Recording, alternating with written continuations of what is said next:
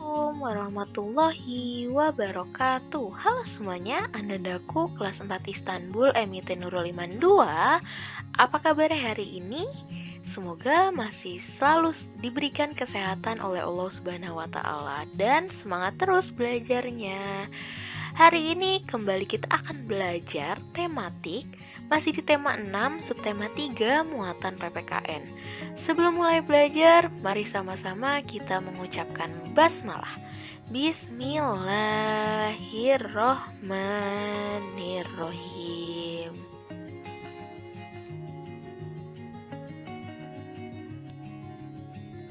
Oke, hal yang pertama akan kita bahas adalah keragaman agama dan tempat ibadah.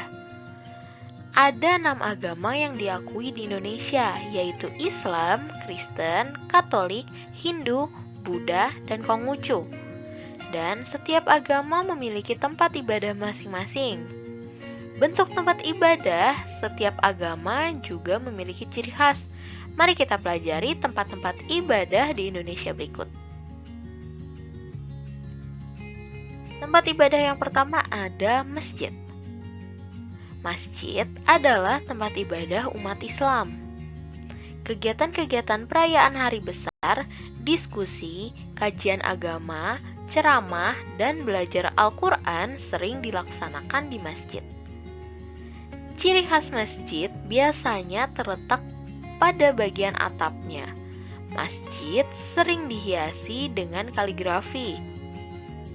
Tempat ibadah yang selanjutnya ada gereja Katolik. Gereja Katolik adalah tempat ibadah umat Katolik.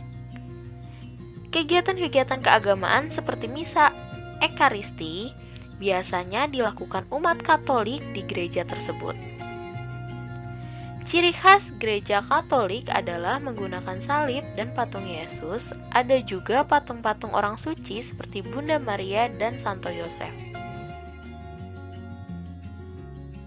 Tempat ibadah yang selanjutnya ada gereja Kristen. Gereja Kristen adalah tempat ibadah umat Kristen. Kegiatan-kegiatan keagamaan seperti kebaktian biasa dilakukan umat Kristen di gereja tersebut. Ciri khas gereja Kristen adalah menggunakan tanda salib tanpa patung Yesus. Bangunan gereja tradisional sering memiliki menara atau kubah. Tempat ibadah selanjutnya ada pura. Pura adalah tempat ibadah agama Hindu di Indonesia. Pura dirancang sebagai tempat ibadah di udara terbuka yang terdiri atas beberapa lingkungan yang dikelilingi tembok. Ciri-ciri pura adalah pelinggih Meru, yaitu menara dengan atap bersusun tinggi yang menyerupai pagoda. Terdapat beberapa jenis pura yang berfungsi khusus untuk menggelar beberapa ritual keagamaan Hindu. Tempat ibadah selanjutnya adalah wihara. Wihara adalah tempat ibadah agama Buddha. Wihara biasa juga disebut dengan kuil. Wihara digunakan untuk melakukan segala macam bentuk upacara keagamaan. Di dalam wihara terdapat satu atau lebih ruangan untuk penempatan altar. Bentuk bangunan dan warna wihara biasanya hampir sama dengan kelenteng. Selanjutnya, kelenteng. Kelenteng adalah sebutan untuk tempat ibadah penganut agama Konghucu di Indonesia. Bangunan kelenteng umumnya bernuansa arsitektur Tionghoa. Bangunan biasanya didominasi warna merah dan kuning.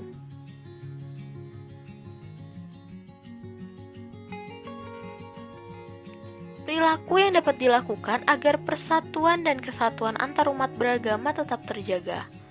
Yang pertama, menghormati teman yang sedang beribadah sesuai agamanya. Yang kedua, bermain tanpa melihat perbedaan agama. Dan yang ketiga, tidak memaksakan agama kepada orang lain. Masih semangat ya, Anandaku. Kelas 4 Istanbul MIT Nurul Iman 2 belajarnya. Selanjutnya ada kita membahas hari besar keagamaan. Yang pertama ada agama Islam.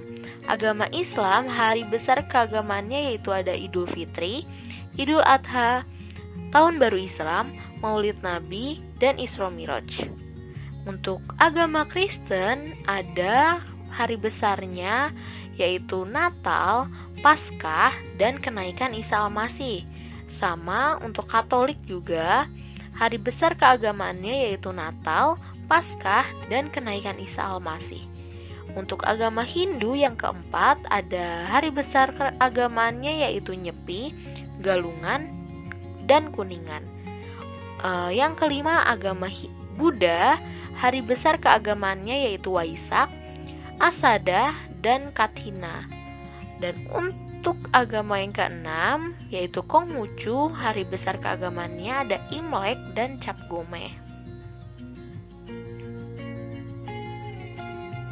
Keberagaman tradisi di setiap perayaan hari besar keagamaan. Setiap agama memiliki hari besar keagamaan masing-masing.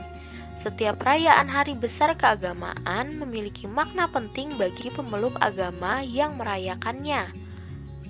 Kita harus saling menghargai dan menghormati teman atau keluarga kita yang sedang merayakan hari besar keagamaan.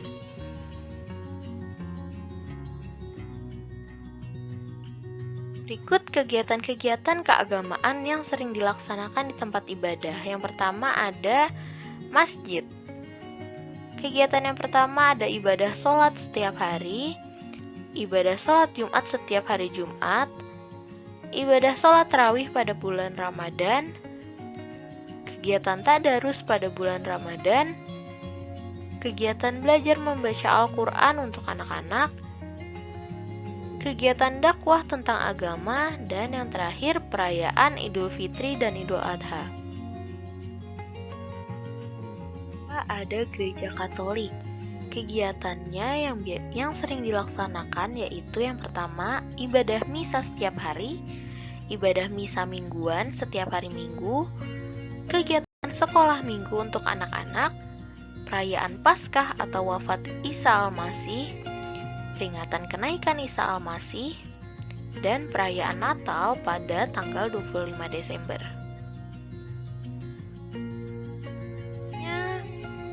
Tempat ibadah gereja Kristen. Kegiatan yang pertama ibadah kebaktian dan ibadah harian. Yang kedua pengakuan dosa di hadapan imam. Yang ketiga kegiatan ibadah tobat jemaat. Yang keempat, kegiatan sekolah minggu untuk anak-anak. Yang kelima, perayaan Ekaristi setiap hari Minggu. Dan yang keenam, perayaan Natal pada tanggal 25 Desember. Selanjutnya, pura. Kegiatan yang pertama, ibadah puja setiap hari. Yang kedua, kegiatan sembahyang malam Jumat.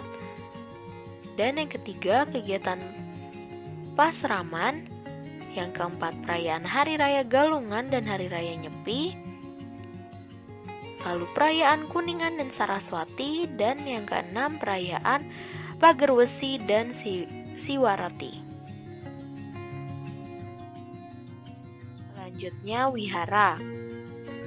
Di wihara ada ibadah puja bakti setiap hari, penataan agung 1 kali dalam sebulan, perayaan Hari Raya Waisak, perayaan Katina, perayaan Asada, dan perayaan Maga Puja.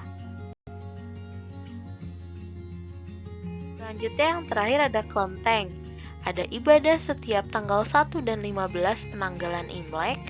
Yang kedua ada ibadah kebaktian umum agama Konghucu. Yang ketiga ada peringatan hari lahir dan hari wafat Nabi Konghucu. Yang keempat, peringatan Hari Tangcik. Yang kelima, peringatan Hari Raya Imlek. Dan yang keenam, kegiatan sekolah minggu untuk anak-anak.